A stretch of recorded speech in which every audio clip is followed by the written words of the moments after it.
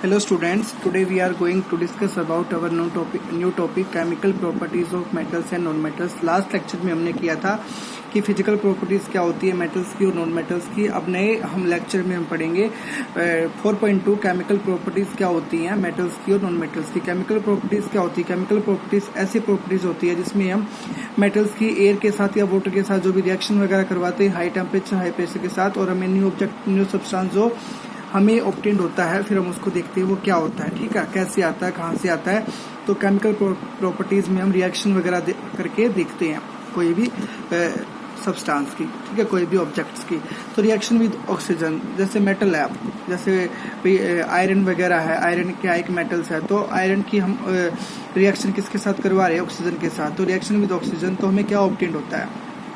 You are familiar with the phenomena of rusting of iron. ठीक है, आपने corrosion पढ़ा होगा और रस्टिंग पढ़ा होगा। कोरोजन और रस्टिंग एक ही फॉर्म होती है ये, ठीक है। रस्टिंग मतलब जंग वगैरह लगना, लोहे को जंग लगना, ठीक है। रस्टिंग ऑफ आयरन आपने देखा भी होगा, आप लोहे की कोई भी वस्तु को अगर बाहर रखते हो तो वो एयर और वाटर के कांटेक्ट में आती है, ठीक है। इन्वायरमेंट में जब आप खुली जगह पे रखते हो उसको तो एयर और वाटर के कांटेक्ट में आने से उस पर क्या हो जाता है? रस्ट लगना स्टार्ट हो जाता है, मीन्स जंग लगना स्टार्ट हो जाता है। उसका कलर क्या हो जाता है? चेंज हो जाता है और रेड ब्राउन कलर में वो आ जाती है, ठीक है। तो विच रस्ट इज फॉर्म, तो you had also performed in class 7th an activity. आपने क्लास 7th में भी एक्टिविटी को पढ़ा होगा, ठीक है। ये एक्टिविटी क्या थी? Burning a magnesium ribbon in air. आपने क्या देखा था एक्टिविटी के अंदर? क्लास 7th में आपने क्या किया? मैग्नीशियम रिबन लिया और उसको एयर के अंदर क्या किया? उसको बर्न किया, ठीक है, उसको जलाया। You had learn that in both the processes oxide formation take place. ठीक है, आपने देखा होगा कि दोनों प्रोसेस करके देखा आपने। यू हैड लर्न दैट, आपको याद हो शायद, that in both the processes, दोनों प्रोसेस में क्या होता है? किसकी फॉर्मेशन होती है? ऑक्साइड्स की, ठीक है। तो complete the following reactions of iron and magnesium, ठीक है, विद ऑक्सीजन। अब आओ हम देखते हैं रिएक्शन वगैरह इसमें करके दिखा रखी हैं। तो रिएक्शन को कंप्लीट करते हैं। Complete the following reactions of iron, iron और मैग्नीशियम की रिएक्शन को कंप्लीट करना है किसके साथ? ऑक्सीजन के साथ। आयरन हो गया बेटा, ये इसका सिंबल हो गया Fe, आयरन का सिंबल हो गया, प्लस ऑक्सीजन, आयरन को ऑक्सीजन के कांटेक्ट में लेके आए जब हम, तो क्या हुआ? इसका ऑक्सीजन का सिंबल क्या हो गया? O2, ठीक है। तो प्लस वाटर और ऑक्सीजन के जब उसमें कांटेक्ट में आयरन को लेके आए तो क्या बना हमारा? Fe2O3, ठीक है। हमारा क्या बना? Fe2O3। और मैग्नीशियम को जब हम ऑक्सीजन के कांटेक्ट में लेके आए तो हमारा क्या बना बेटा? यहाँ पे MgO, ठीक है। तो क्या बनेगा हमारा? MgO। आपने देखा होगा, आप आयरन वगैरह को, जैसे लोहे की कोई चीजें हैं, ठीक है, उसको आप कुछ दिनों के लिए बाहर छोड़ देते हो, ठीक है, तो वो एयर के कांटेक्ट में आके, वाटर के कांटेक्ट में आके तो किसकी फॉर्मेशन करता है? Fe2O3 की, ठीक है। क्या करेगा? Fe2O3 की।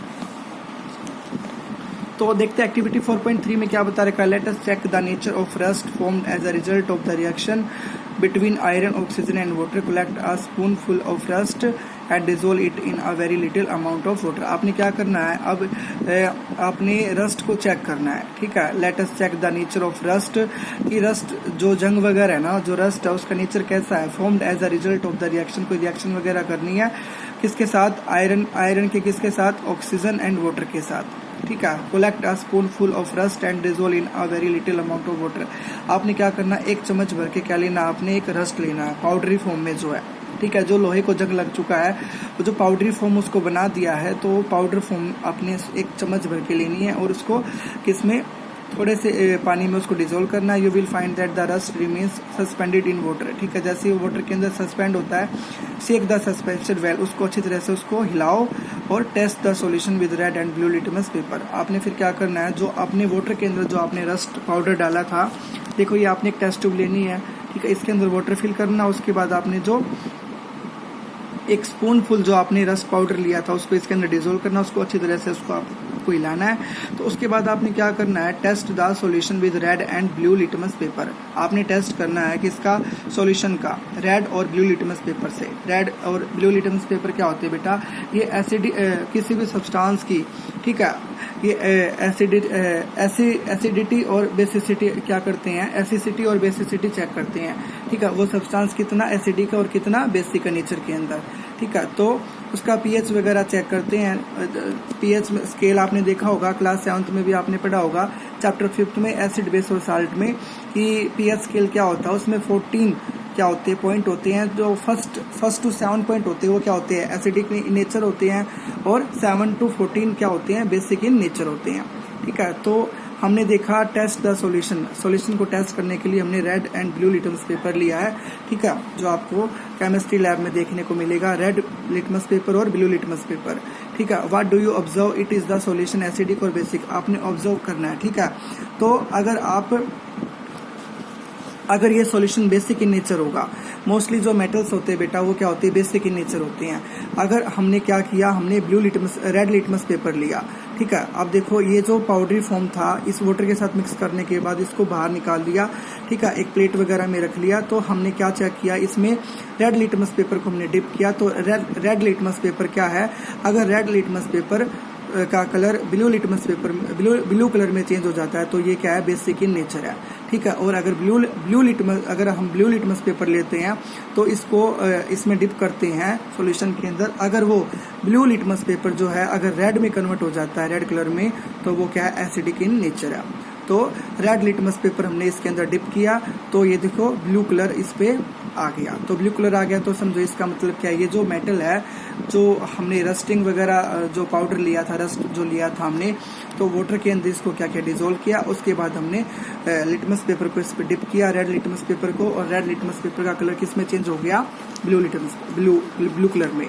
ठीक है, तो हमें क्या पता चला, जो नेचर है, रस्ट का जो नेचर है वो क्या है, बेसिक इन नेचर है। ठीक है, क्या है, बेसिक इन नेचर है। तो does copper also get rusted, क्या आप पहली क्या पूछ रही है, क्या जो कॉपर है, आपने अभी आयरन के बारे में पढ़ा है, सिर्फ आयरन पे रस्ट लगता है क्या, तो ये बोल रही क्या कॉपर पे भी रस्ट लगता है क्या, कॉपर की चीजों पर भी जंग लगता है क्या।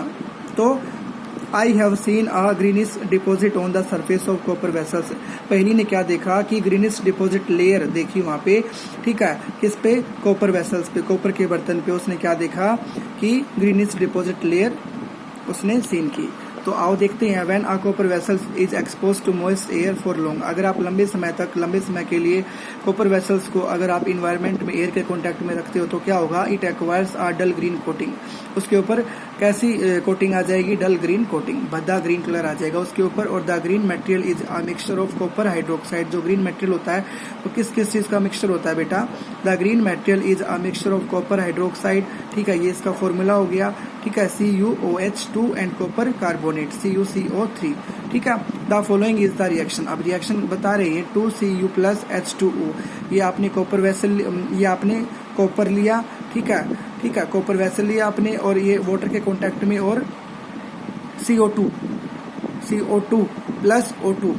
ठीक है, वाटर के कांटेक्ट में आता है, जैसे मॉइस्ट एयर के कांटेक्ट में आता है ये, तो क्या बनेगा, CuOH2 + CuCO3, क्या बनेगा, कॉपर हाइड्रोक्साइड बनेगा, और क्या बनेगा, कॉपर कार्बोनेट बनेगा। ठीक है, क्या बता रहा है ये, the green material is a mixture of copper hydroxide and copper carbonate. ठीक है, जो 2Cu + H2 है, Cu के साथ अगर वाटर ऐड होता है, ठीक है, और क्या ऐड होगा, CO2 ऐड होता है और O2 ऐड होता है, तो किसकी फॉर्मेशन होती है, CuOH2 की प्लस CuCO3 की। ठीक है, उसको हम क्या बोलते हैं, कॉपर हाइड्रोक्साइड और कॉपर कार्बोनेट। तो now recall the activity of burning magnesium ribbon, अब हम दोबारा उसको रिकॉल करते हैं। ठीक है, एक्टिविटी जो हमने देखी थी बर्निंग मैग्नीशियम रिबन की, the ash obtained on burning magnesium ribbon is dissolved in water, जो हमने मैग्नीशियम रिबन को हमने जो बर्न किया था, उसके बाद बर्न करने के बाद जो उसमें ऐश बचती है, जो राख बचती है, ठीक है, अब उसको क्या करना है, वाटर के अंदर डिसॉल्व करना है, and tested for its acidic basic nature, उसके बाद उसके नेचर को चेक करना है कि वो एसिडिक है या बेसिक है। ठीक है, तो कैसे चेक करेंगे देखते हैं। You must have observe that the red litmus turns blue, आपने देखा होगा जो रेड लिटमस पेपर था वो किसमें कन्वर्ट हो गया, किसमें टर्न्स हो गया, ब्लू में। ठीक है।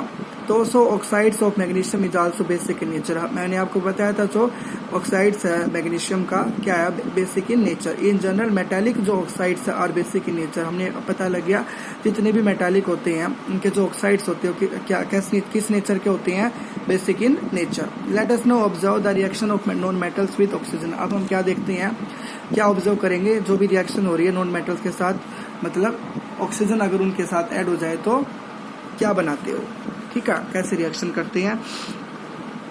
एक्टिविटी 4.4 में देखते हैं, to be demonstrated by the teachers in the class. आपने ये मतलब टीचर की देख रेख में ये एक्टिविटी करनी है, विदाउट टीचर ये एक्टिविटी नहीं करनी है। Take a small amount of powdered sulphur in a deflagrating spoon. आपने क्या करना है, एक स्मॉल अमाउंट ऑफ पाउडर लेना है सल्फर का। आपने सल्फर देखा होगा, सल्फर क्या है, नॉन मेटल है, ठीक है, कोई मेटल नहीं, सल्फर क्या है, नॉन मेटल है। इसको आसानी से हम पाउडरी फॉर्म में कन्वर्ट कर सकते हैं, ठीक है। आपने small amount of powder sulphur लेना है और किसके अंदर लेना है, डिफ्लैग्रेटिंग स्पून के अंदर। वो कैसी स्पून होती है, वो एक उसका जो पकड़ने वाला जो डंडा होता है वो बहुत लंबा होता है और आगे से वो मुड़ी हुई होती है, ठीक है। इस स्पून को क्या बोलते हैं हम, क्या बोलते हैं इसको, डिफ्लैग्रेटिंग स्पून बोलते हैं। एंड हीट इट, उसको फिर इसमें देखो हमने इसमें सल्फर पाउडर को डाल लिया, फिर इसको क्या किया, हीट किया। हीट करने के बाद हमने क्या किया, इसको एक हमने ये, ठीक है, एक जार लिया था हमने और इस जार के अंदर क्या डाल दिया हमने, इसको जला के इसको इसके अंदर इसको कैप्ट कर दिया और फिर ऊपर से इसको कवर कर दिया, ताकि जो भी ये जलेगा इससे जो धुआं वगैरह निकलेगा वो इसके अंदर ही डिजोल्व रहेगा, इसके अंदर ही वो घूमता रहेगा। फिर आओ देखते आगे क्या बोल रहा है ये। You may take a metallic cap of any bottle and wrap a metallic wire around it and give it to the shape shown in figure 4.4a। अगर आपके पास ये स्पून नहीं है तो आप ये भी ऐसे बना सकते हो, ठीक है, ऐसे भी आप घर पे बना सकते हो इसको। और as soon as sulphur starts burning, जैसे ही सल्फर बर्न करना स्टार्ट करेगा तो introduce the spoon into a gas jar और ग्लास टम्बलर जो आपने ले रखा है इसके अंदर उसको आपने डाल देना और फिर cover the tumbler with a lid to ensure that the gas produced does not escape. और ढक्कन को इस तरह से टाइट करना है जो भी ये धुआं इसके अंदर आ रहा है ये बाहर न निकल पाए, ठीक है। तो remove the spoon after some time, कुछ समय के बाद स्पून को आपने रिमूव करना है, वहां से add a small quantity of water into the tumbler and quickly replace the lid, ठीक है। आपने क्या करना है, स्पून को निकालने के बाद आपने हल्का सा अमाउंट में इसमें आपने वाटर को ऐड करना है और वाटर ऐड करने के बाद फिर आपने वापस से ये ढक्कन को कवर करना है, ठीक है। Check the solution with red and blue litmus papers. फिर आपने क्या करना है, फिर आपने ये जो वाटर इसके अंदर आपने ऐड किया था उसको शेक करना है। तो शेक करने के बाद आप क्या करोगे, शेक करने के बाद इसको आप वाटर को निकालोगे। वाटर को निकालने के बाद फिर आपने क्या करना है, आपने बेटा क्या करना है उसमें फिर लिटमस पेपर डालना है। कौन सा, ब्लू लिटमस पेपर। आपने रेड लिटमस पेपर डाला तो रेड का रेड ही कलर रहा, कोई चेंज नहीं हुआ। फिर आपने क्या करना है, ब्लू लिटमस पेपर डालना है और ब्लू लिटमस पेपर जो है, ब्लू जो कवर होगा वो ब्लू जो कलर होगा उस किस में कन्वर्ट हो जाएगा, रेड में। किस में हो गया, रेड में कन्वर्ट हो गया। तो इससे हम क्या पता लगा सकते हैं, जो नॉन मेटल्स होते हैं उनका जो क्या होता है, जो बेसिक्स वगैरह होता है वो क्या होता है, एसिडिक होता है, ठीक है। आओ आगे देखते हैं क्या बता रहे हैं आगे।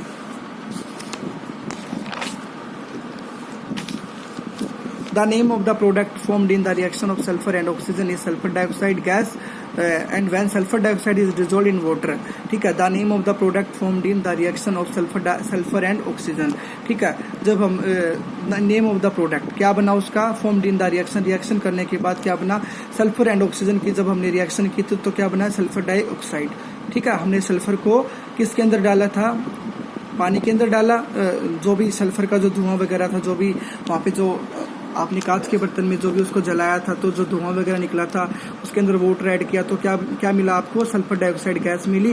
When sulphur dioxide is dissolve in water, जैसे ही हमने उसके अंदर वाटर डिजोल्व किया तो सल्फ्यूरिक एसिड इज फॉर्म। क्या बन गया बेटा, जो धुआं वगैरह निकल रहा था, ये जो धुआं वगैरह निकला है इसमें वाटर ऐड करने के बाद हमें क्या मिला है, क्या मिला, इसके अंदर हमें सल्फर डाइऑक्साइड गैस थी, उसके अंदर हमने वाटर को ऐड किया तो क्या मिला, सल्फ्यूरिक एसिड मिला, ठीक है। तो the reaction can be given as follow, sulphur dioxide SO2 था पहले, फिर हमने उसके अंदर वाटर ऐड किया, ठीक है। वाटर ऐड करने के बाद हमें क्या मिला, सल्फ्यूरस एसिड मिला, H2SO3 सल्फ्यूरस हमें एसिड मिला, ठीक है। तो ये जो सल्फ्यूरस जो एसिड है ये धुआं वगैरह ये मोटर बाइक वगैरह से भी निकलता है, जो इन्वायरमेंट को क्या करता है, पोल्यूट करता है, ठीक है।